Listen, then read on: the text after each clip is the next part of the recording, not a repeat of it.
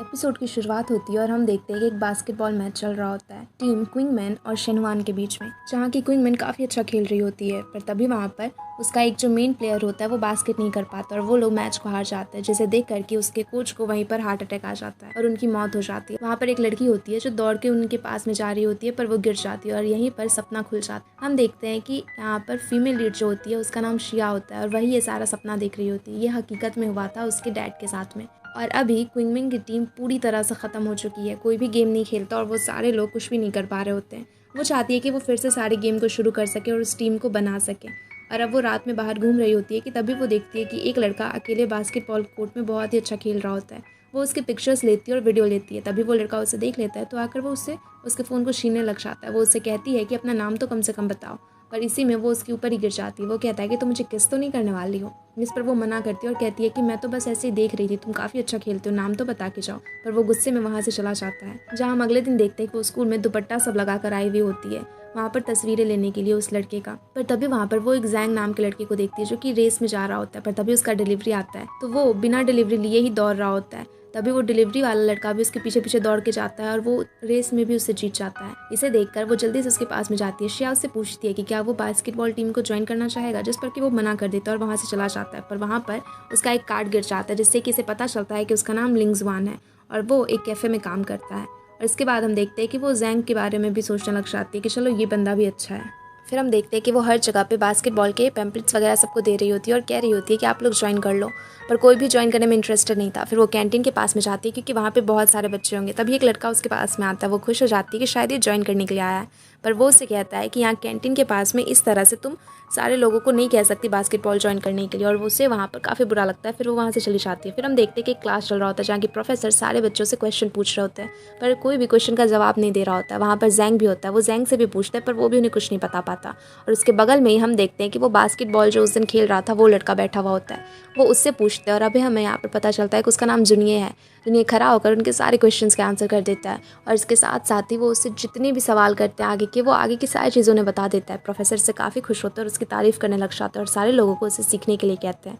फिर अगले दिन हम कोर्ट में देखते हैं जहाँ की अभी भी श्रेया बैठी हुई होती है कि कोई तो आएगा ज्वाइन करने के लिए टीम, पर वहाँ पर अब शेन आता है। फिर हम देखते हैं कि श्रेया और उसकी फ्रेंड टुटू दोनों ही मिलकर फिर से बॉयज़ डॉर्मेट्री में चले जाते हैं, जहाँ कि वो लोग जाकर लड़कों से पूछ रहे होते हैं कि तुम लोग ज्वाइन करना चाहोगे, और वो छिपके जाते हैं क्योंकि वहाँ पर जाना अलाउड नहीं था। पर तभी वहाँ पर एक लड़का दरवाज़ा खोलता है और इसका नाम शेन होता है। ये लोग उसे ज्वाइन करने के बारे में पूछते हैं पर वो कुछ भी नहीं कहता, जिससे कि श्रेया को लगता है कि शायद वो ज्वाइन नहीं करेगा। पर फिर वो हंस के कहता है कि मेरा नाम शेन है, और वो बताता है कि मेरा हाइट 186 है और वो बताता है कि मैं मेडिसिन पढ़ रहा हूँ। तभी यहाँ पर टुटू से पहचान जाती है। वो कहती है कि आप तो पहले कैप्टन हुआ करते थे ना क्वीनमैन टीम के, जिस पर कि वो हाँ कह देता है। और फिर ये लोग काफ़ी खुश हो जाते हैं और सोचते हैं कि सही किया यहाँ पर आके। और फिर शाम को अभी भी सिया बैठी हुई होती है बाहर में टेबल लगा कर कि शायद कोई आएगा टीम को ज्वाइन करने के लिए। तभी वहाँ पर चूरन आता है जो कि इसका बचपन का फ्रेंड होता है और इसे पूरा यकीन होता है कि चूरन तो ज़रूर ही ज्वाइन करेगा टीम को।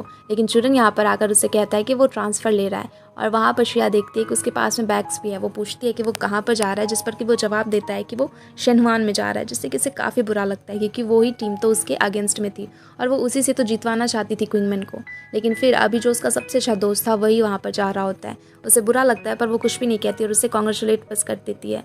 अगले दिन वो फिर से छिप कर टुटू के साथ में जाती है बॉयज़ डॉर्मेट्री में, जहाँ की टुटू तो दूसरी तरफ होती है और वो दूसरी तरफ होती है। फिर वो जब डोर पे नॉक करती है तो एक लड़का दरवाज़ा खोलता है और ये जुनिये ही था। उसे देखकर वो काफ़ी खुश हो जाती है और कहती है कि तुम यहीं पर थे। फिर वो उसे कहती है कि प्लीज़ हमारी टीम को ज्वाइन कर लो, जिस पर कि वो साफ मना कर देता है। पर वो उसके पीछे में तस्वीरों में देखती है कि वो काफ़ी पॉपुलर कोच के साथ में है। वो उसके बारे में उनसे पूछने लग जाती है और तभी हड़बड़ा कर वहाँ पर गिर जाती है, जिससे कि उसे चोट लग जाता है। और अब यहाँ पर जुनिया उसे कहता है कि जो लड़की खुद को नहीं संभाल सकती वो टीम को कैसे संभालेगी। और वहाँ पर तभी आंटी आ जाती है जो कि साफ सफाई किया करती थी डॉम में। वो वहाँ पर एक लड़की को देखकर इस पर काफ़ी गुस्सा करती है और उसे वहाँ से जाने के लिए कहती है, जिस पर कि वो कहती है कि वो तो बस उसकी कज़न थी और वो जूनियर से मिलने के लिए आई थी। पर आंटी काफ़ी गुस्सा हो जाती है और उसे वहाँ से भगा देती है। और इसके बाद में हम देखते हैं कि अगले दिन में शेन आया हुआ होता है कोर्ट में और उसके साथ में लिंगजवान भी था। लिंगजवान अभी भी ज्वाइन करने के लिए मान नहीं रहा होता है, जिस पर कि यहाँ पर श्रेया उसे चैलेंज करती है कि जो बास्केट कर लेगा उसे टीम को ज्वाइन करना ही पड़ेगा। और यहाँ पर वो हाँ कह देता है क्योंकि उसे यकीन था कि श्रेया नहीं कर पाएगी, पर श्रेया ऐसा कर देती है और अब यहाँ पर लिंगजवान को भी टीम ज्वाइन करना पड़ता है। लेकिन वो गुस्से में वहाँ से जाने लग जाता है। तभी हम देखते हैं कि ये सारी चीज़ों को वहाँ पर खरा जुनिया भी देख रहा होता है। जुनिया वहाँ पर से जाने लग जाता है कि तभी वहाँ पर श्रेया उसे देख लेती है। वो दौड़ के उसके पास में जाती है और कहती है कि तुम यहाँ पर हो, प्लीज़ हमारी टीम को ज्वाइन कर लो। और कहती है कि उस रात मैंने देखा था तुम काफ़ी अच्छा खेलते हो, जिस पर कि उसकी फ्रेंड टुटू से पूछती है कि तुमने इसे देखा था उस दिन, जिस पर वो हाँ कहती है। तो वो बताती है कि अरे ये तो जुनिया है जिसके बारे में मैं तुम्हें बता रही थी। और यहाँ पर वो उसे बहुत ज़्यादा रिक्वेस्ट करती है कि तभी वहाँ पर चूरन आ जाता है, जिसे देखकर ये दोनों ही पूछते हैं कि वो यहाँ पर क्या कर रहा है। चूरन अब यहाँ पर जुनिया को चैलेंज करने लग जाता है। वो जानबूझ के शिया के सामने में बस इंप्रेशन जमाना चाहता था और जुनिया भी हाँ कर देता है। पर चूरन और जुनिया में काफ़ी फ़र्क था, क्योंकि काफ़ी दिनों से चूरन बहुत प्रैक्टिस कर रहा होता है, पर जुनिया 1 साल से बास्केटबॉल कोर्ट तक में भी नहीं गया हुआ होता है और इस वजह से वो उससे हार जाता है। वो काफ़ी मेहनत कर रहा होता है जीतने की, पर फिर भी वो बास्केट नहीं कर पाता और इसी में बास्केट जाकर शिया को लगने वाला था कि तभी वहाँ पर जुनिया जाकर उसे बचा लेता है। वहीं पर हम एक दूसरी लड़की एना को भी देखते हैं, जो कि जुनिया की बहुत बड़ी फ़ैन होती है और वो बचपन से उसे जानती भी है। वो कुछ और लड़कियों के साथ में वहाँ पर सिया के बारे में पूछ रही होती है, क्योंकि उसे पता चलता है कि एक सिया नाम की लड़की कुछ दिनों से जुनिया का पीछा कर रही है। वो जब कोर्ट में पहुँचती है तो देखती है कि जुनिया सिया को कैसे बचाता है, जैसे कि वो और भी ज़्यादा जलस फील करने लग जाती है। वो तो हार चुका था, तो अब वहाँ पर चूरन को मौका मिलता है पॉइंट करने का और वो एक ही बार में 3 पॉइंट कर देता है। और वो शेन की तरफ मुड़ के कहता है कि कैप्टन याद है, ये तो बिल्कुल आपका वाला तरीका था। जिस पर कि शेन भी हाँ करता है और कहता है कि तुम काफ़ी अच्छा खेल रहे हो और उसकी तारीफ़ करता है। अब यहाँ पर जुनिया को गुस्सा आ जाता है और वो वहाँ से जाने लग जाता है। अब वहाँ पर चूरन सिया के पास में जा रहा होता है, पर सिया तो बिल्कुल उसे इग्नोर करके ही उसके पीछे दौड़ के चली जाती है। वो जुनिया से कहती है कि मेरा जन्म क्या तुम्हारा पीछा करने के लिए हुआ है, 1 मिनट के लिए रुको तो सुनो तो मेरी बात। पर वो उसकी बात भी नहीं सुनता। वो उसे बहुत रिक्वेस्ट कर रही होती है कि ज्वाइन कर लो ना टीम को और चूरन को हरा दो, पर वो बिना कुछ बोले वहाँ से चला जाता है। फिर हम सिया को देखते हैं कि वो प्रिंसिपल ऑफिस में जाती है, क्योंकि वहाँ पर बास्केटबॉल कोर्ट को तोड़ने की बात चल रही होती है।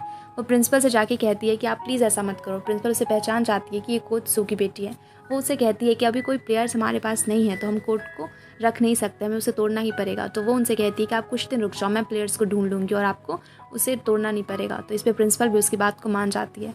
फिर हम देखते हैं कि टुट्टू और शिया दोनों ही लिंगजुआन के कैफ़े में जाते हैं, जहाँ कि वो वहाँ पर ओनर से पूछती हैं कि वो कब आएगा, पर ओनर तो कुछ कह ही नहीं रही होती है। फिर उसे समझ आ जाता है कि शायद ऑर्डर करने पर ये कुछ बोलेंगे, इसलिए वो बहुत सारे ड्रिंक्स वहाँ पे ऑर्डर करती है और बैठ जाती है। वो लोग शाम तक उसका इंतज़ार करती है, पर लिंगजुआन वहाँ पर आता ही नहीं है। फिर ओनर उसे आके कहती है कि अरे मैं बताना ही भूल गई, वो तो आज आएगा ही नहीं। वो तो बस चाहती थी कि ये लोग सारे ड्रिंक्स खरीदें और उन्हें शुरुआत से पता था कि आज लिंगजुआन नहीं आएगा, पर फिर भी वो वहाँ पर इन लोगों को नहीं बता रही होती है। अब वो लोग वापस से घर चले जाते हैं और हम देखते हैं कि सिया फिर से डॉम में जाती है, जहाँ की जांग भी उस समय रूम में ही था। वो वहाँ पर देखती है कि आंटी भी आ रही है, इसलिए वो उससे रिक्वेस्ट करती है कि प्लीज़ आंटी को मत बताना और अंदर चली जाती है। वो जाकर बाथरूम में छिपती है। वहाँ पर जुनिया भी होता है और वो जांग को कहता है कि आंटी को वापस भेजो किसी तरह से, और वो भी बाथरूम में चला जाता है। वो वहाँ पर सिया को चुप करा रहा होता है कि तभी वो वहाँ पर एक कॉकरोच को देख के चिल्लाने लग जाती है। वो किसी तरह से उसका मुंह बंद करता है, दोनों ही डरे हुए होते हैं। पर अब आंटी जैसे ही दरवाज़ा खोलने जा रही होती है, जांग किसी तरह से बात को संभाल लेता है और उन्हें वहाँ से भेज देता है। और वो जैसे ही दरवाज़ा खोलता है तो देखता है कि सिया जुनिया की गोद में होती है, क्योंकि वो दोनों ही कॉकरोचेस से डर रहे होते हैं। और इसके बाद में फिर हम टुट्टू को देखते हैं, जो कि सिया के साथ में बैठी बातें कर रही होती है। वो उसे कहती है कि उसे पता है कि वो लिंगजुआन को कैसे मनाएगी, इसलिए वो बहुत सारे ऑर्डर्स करती है, क्योंकि उसे पता होता है कि वो डिलीवरी के लिए ही आएगा। और वो 6th फ्लोर पे रहती थी, जहाँ की कोई लिफ्ट भी नहीं था, और यहाँ पर लिंगजुआन को पूरा 6th फ्लोर तक सीढ़ियों से चढ़ के आना पड़ता है और उसे बार बार वो ऑर्डर कर रही होती है, जिससे वो बेचारा थक जाता है और कहता है कि बताओ मैं ऐसा क्या करूँ जिससे कि तुम दोनों अब ये सारा करना बंद कर दोगी, मुझे टॉर्चर करना बंद कर दोगी। जिस पे कि वो कहती है कि टीम ज्वाइन कर लो। वो कहता है कि मैं ऐसा कभी भी नहीं करूँगा। उसे शिया कहती है कि टीम को ज्वाइन कर लो, फिर हम कभी तुम्हें परेशान नहीं करेंगे। पर वो कहता है कि मैं ऐसा कुछ भी नहीं करने वाला, मेरे पास और भी जॉब्स हैं, मैं और कोई दूसरी जॉब ले लूँगा। और ये बोलकर वो वहाँ से चला जाता है और हम देखते हैं कि जांग इन सारी चीज़ों की तस्वीर ले रहा होता है।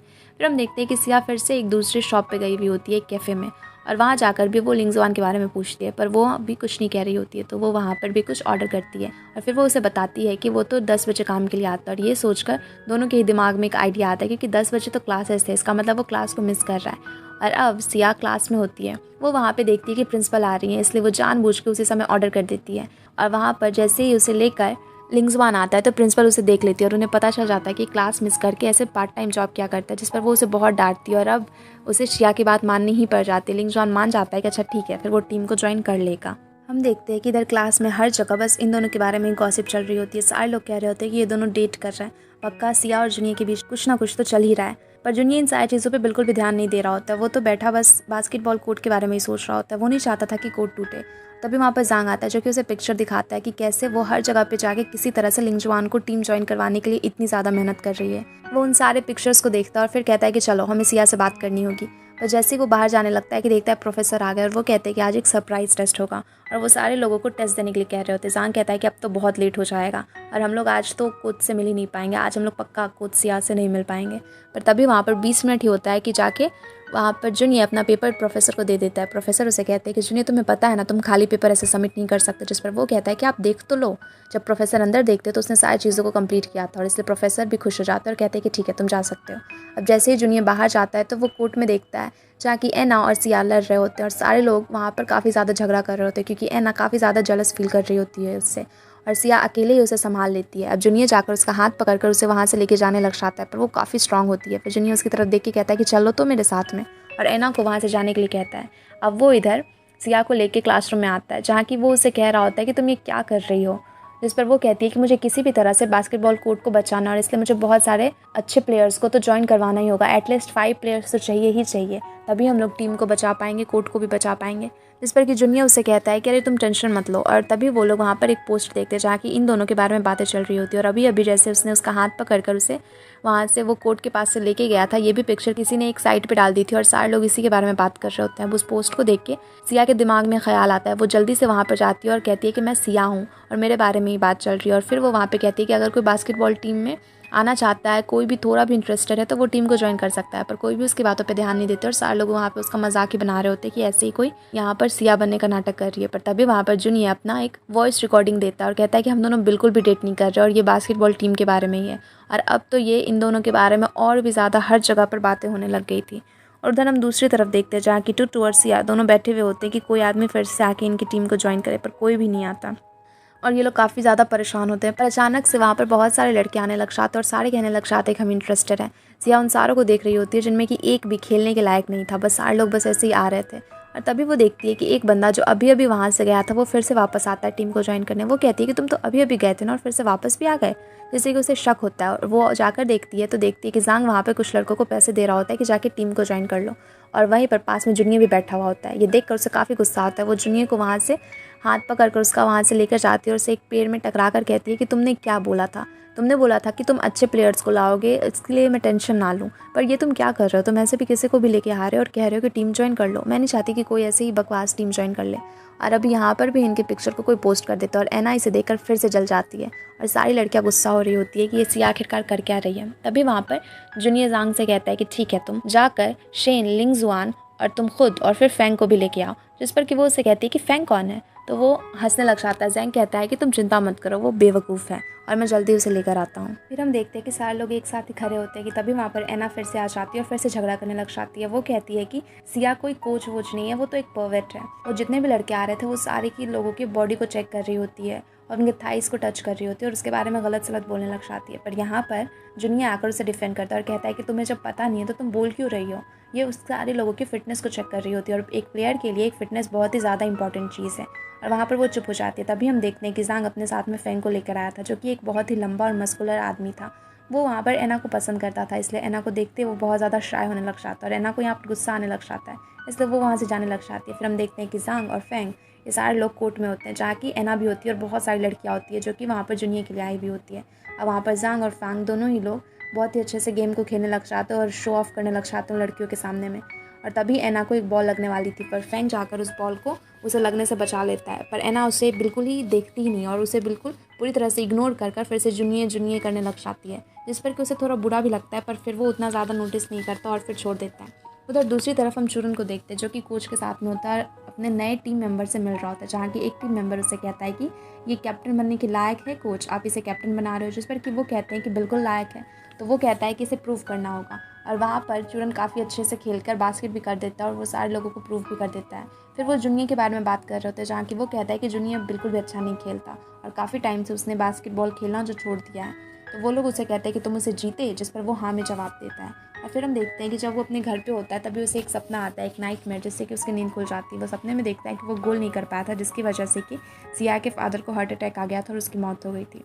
इधर दूसरी तरफ हम देखते हैं कि सिया अपने रूम में बैठी ड्रामा देख रही होती है मज़े में। तभी टूटू आकर उससे कहती है कि तुम्हें याद है ना, आज लास्ट डेट है, अगर तुम सारे बच्चों को वहाँ पर सारे लोगों को जमा नहीं कर पाई तो आज प्रिंसिपल वहाँ पर तुम्हें और भी ज़्यादा चांस नहीं देगी और बास्केटबॉल कोर्ट को तोड़ना पड़ जाएगा। जिस पर वो कहती है कि अरे तुम टेंशन मत लो, मेरे चार्म को कोई भी रेजिस्ट नहीं कर सकता।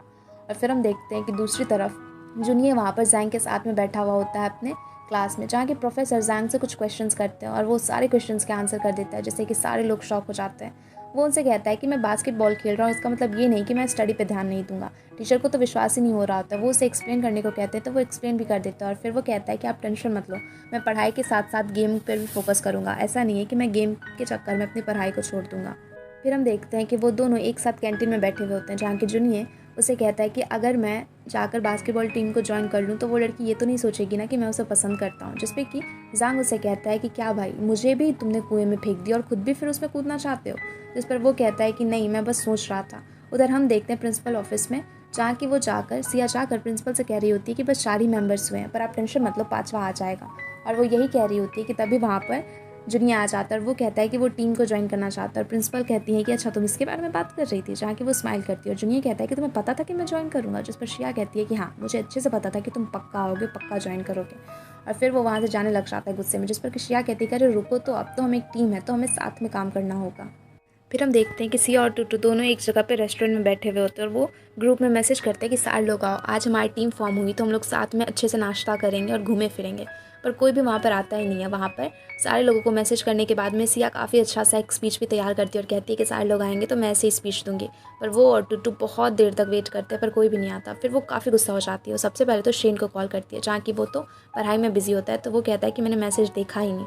फिर वो गुस्से में वहाँ पर लिंगजुआन को कॉल करती है, पर वो कहता है कि मेरे लिए तो पैसे इंपॉर्टेंट है, तुम्हारी ये फालतू की चीज़ों के लिए मैं नहीं आने वाला।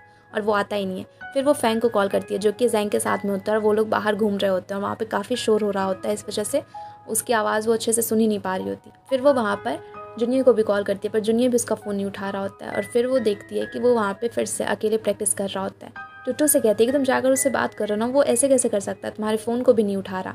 जहाँ कि वो उसे कहती है कि नहीं, उसे प्रैक्टिस करने दो, उसे अकेला रहने दो। उसे उस समय शिया को अपने डैड की डायरी की एक बात याद आती है, जिसमें कि लिखा था कि शुरुआत में बहुत सारे ऐसे प्लेयर्स होते हैं जो बिल्कुल भी इंटरेस्टेड नहीं होते और पार्टिसिपेट करना ही नहीं चाहते। बाद में वो टीम के बहुत ही ज़्यादा इंपॉर्टेंट मेंबर बन जाते हैं और काफ़ी ज़्यादा इंटरेस्टेड भी हो जाते हैं। बस उन्हें समय की ज़रूरत होती है और यही सोचकर वो वहाँ पर उसे डिस्टर्ब करने के लिए नहीं चाहती है। और अगले दिन हम देखते हैं कि सारे लोग कोर्ट में आते हैं प्रैक्टिस करने के लिए, जहाँ कि कोई भी शिया की बातों को सुन ही नहीं रहा होता है। जांग और लिंगजुआन तो बस झगड़ा ही कर रहे होते हैं। तभी वहाँ पर एना आती है तो फैंग जैंग से कहता है कि अच्छे से प्रैक्टिस करो, हमें बहुत ही अच्छे से प्रैक्टिस करनी होगी। और इन सारी चीज़ों को फिर अब जिया ऑब्जर्व कर रही होती है। जांग काफ़ी अच्छा होता है, वो काफ़ी फास्ट होता है और वो पॉइंट को अच्छे से गार्ड कर सकता है।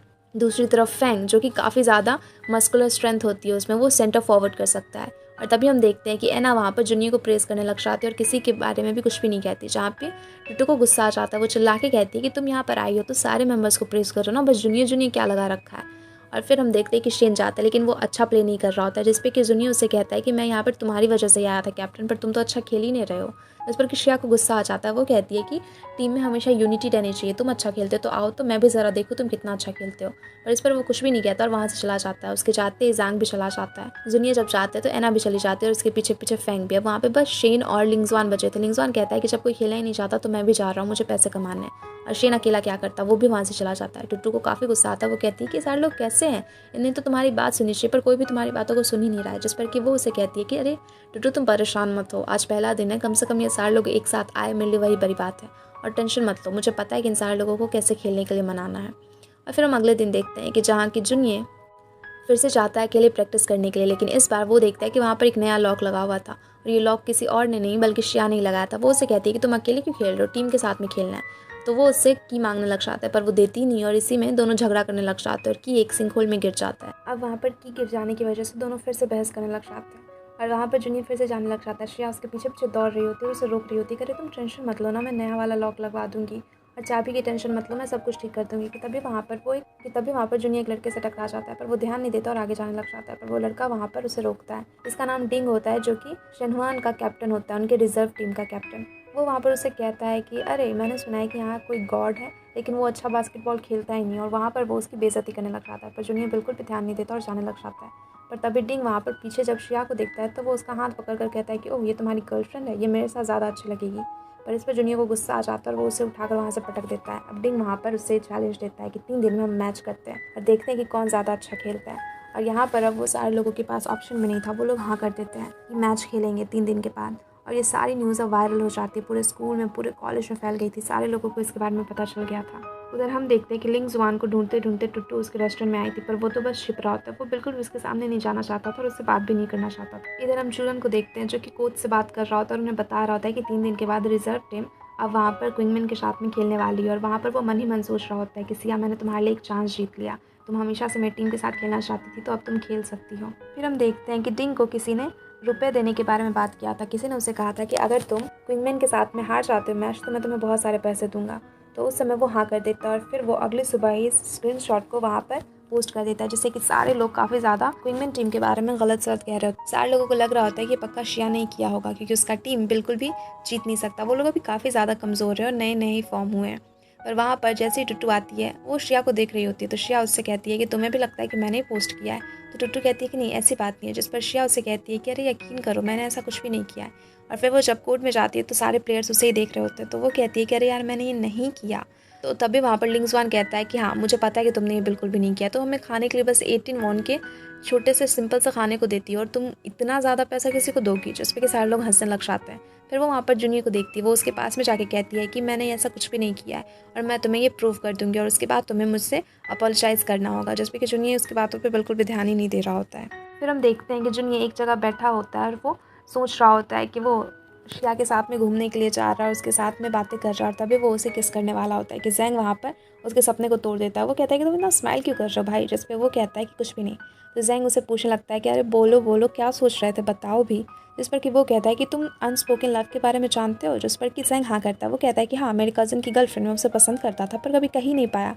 जिस पर कि जूनियर गुस्से में उसे देखने लग जाता है कि कैसा बेवकूफ़ है ये। फिर वो उसे कहता है कि अरे यार, वैसा नहीं, मेरा मतलब कि जिसे तुम पहले पसंद नहीं करते थे पर अब उसे पसंद करने लग गए हो। जैंग इस पर उसे कहता है कि तुम पक्का यहाँ पर शिया के बारे में बात कर रहे हो। जिस पर कि वो मना करता है और कहता है कि बिल्कुल नहीं, मैं शिया को पसंद नहीं करता। अगले दिन हम देखते हैं कि जब वहाँ पर जूनियर गाड़ी से आ रहा होता है तो जैंग उसे गाड़ी में बताता है कि सब कुछ एना ने किया था, एना ही पैसे दे रही थी और उसकी वजह से सारे लोगों को लग रहा है कि शिया ने ऐसा किया। और तभी हम देखते हैं कि शिया वहाँ पर आ रही होती है। वो जूनियर की कार के पास में जाती है और उसे कहती है कि मैं जल्दी तुमसे अपोलोजाइज़ कराऊंगी, और ये बोल के वो हंस के वहाँ से चली जाती है। और फिर हम देखते हैं कि जब वो क्लास में होती है तो उसे एक मैसेज आता है। दरअसल उसे पता चल गया था कि ये किसने किया और वो ज़ोर से चिल्ला देती है। तभी टीचर उसे डांट के कहते हैं कि आजकल के बच्चे भी ना पढ़ने पे बिल्कुल ध्यान ही नहीं देते और फ़ोन पे ही लगे हुए रहते हैं। और फिर हम देखते हैं कि जब क्लास ऑफ होता है तो वो एना के पास में जाती है और उसे स्टेयर केस के पास में जाकर उससे बात कर रही होती है और कह रही होती है कि सब कुछ तुमने ही किया ना। वो एना से कहती है कि मुझे पता चल गया, पर तुमने ऐसा कुछ किया क्यों। जिस पर कि एना वहाँ पर रोने लग जाती है। वो कहती है कि मैं तो अच्छा चाहती थी, मैं नहीं चाहती थी कि क्विंगमिन पहली बार में ही हार जाओ, और इसलिए मैंने उससे कहा था कि मैं तुम्हें बहुत सारे पैसे दूंगी और तुम हार जाओ, जिससे कि हमारा टीम जीत सके, जूनियर जीत सके। अब वहाँ पर शिया को भी लगता है कि इसमें एना बिल्कुल भी कुछ गलत नहीं सोच रही थी, वो तो बस अच्छा ही सोच रही थी, पर उसकी अच्छाई में ही सारी चीज़ें गलती निकल गई। और फिर वो वहाँ पर उसे शांत करवाने की कोशिश करती है, पर यहाँ पर एना का आई मेकअप पूरा ख़राब हो गया था, जिसे देखकर शिया को और भी हंसी आ रही होती है और वहाँ पर एना रो ही जा रही होती है। अब वो जब बाहर जाती है तो वहाँ पर उसके सामने में जूनियर आता है और इन सारी चीज़ों को जूनियर भी देख रहा होता है। अब ये सारे लोग वहाँ पर खेलने के लिए कोर्ट में गए हुए होते हैं, जहाँ की शिया उन सारे लोगों को स्ट्रैटेजी वगैरह बता रही होती है, कैसे खेलना है, सब कुछ समझा रही होती है, पर कोई बिल्कुल भी उसकी बात पे ध्यान नहीं दे रहा होता। टीम में तो यूनिटी नाम की कोई चीज़ ही नहीं होती है। और अब फाइनली गेम का दिन भी आ जाता है और अब वहाँ पर वो सारे लोगों को खाना देती है। पर तभी वहाँ पर पहली बार में जूनियर भी जाकर खाने का एक प्लेट ले लेता है, पर उसके लिए तो खाना आया ही नहीं था, क्योंकि वो इतने सस्ते खाने को खाता कहाँ था। और वहाँ पर अब शिया के लिए खाना नहीं बचा था, तो वो बाहर जाने लग जाती है और कहती है कि मुझे भूख नहीं है। पर बाहर जाकर वो एक जगह पर फास्ट फूड खाने लग जाती है, क्योंकि उसे बहुत ज़ोर से भूख लगी थी। अब यहाँ पर जूनियर आकर उसे सॉरी कहता है, जहाँ पर कि शिया उसे कहती है, मैंने अभी तक फाइंड नहीं किया कि किसने उन्हें पैसे दिए थे। इस पर कि जूनियर उसे कहता है कि फिर भी वो तुम नहीं थी, और वो उसे सॉरी कहकर वहाँ से चला जाता है। फाइनली मैच का दिन आता है, जहाँ की अब सिया उन सारे लोगों को बता रही होती है कि उन्हें कैसे कैसे खेलना है। सबसे पहले वो फैंग को कहती है कि वो काफ़ी ज़्यादा स्ट्रांग है, तो वो अपोनेंट को बॉल ना लेने दे, उसे बॉल को बचाए। फिर वो लिंगजुआन को कहती है कि वो बास्केट बिल्कुल भी ना करे, क्योंकि वो अच्छा नहीं करता, वो बस बॉल को पास करने पर ही फोकस करे। फिर वो जैंग से कहती है कि वो साइड बास्केट करने का ट्राई करे, और शेन से कहती है कि वो 3 पॉइंट के लिए जाए, क्योंकि वो काफ़ी अच्छा करता है। पर उसे समझ नहीं आ रहा था कि वो जूनियर को क्या कहे। तो जूनियर उसे कहता है कि तुम बेवकूफ़ हो, कोच हो लेकिन तुम्हें पता नहीं कि किस तरह से काम करना है, ऐसे थोड़ी होता है, और तुम अभी फेल हो चुकी हो अपने कोच के काम में। और ये कहकर वो वहाँ से चला जाता है। और इसी के साथ में ये एपिसोड यहीं पे ख़त्म हो जाता है। Thanks everyone for watching. और वीडियो अच्छी लगी हो तो वीडियो को लाइक करके चैनल को सब्सक्राइब जरूर कर देना।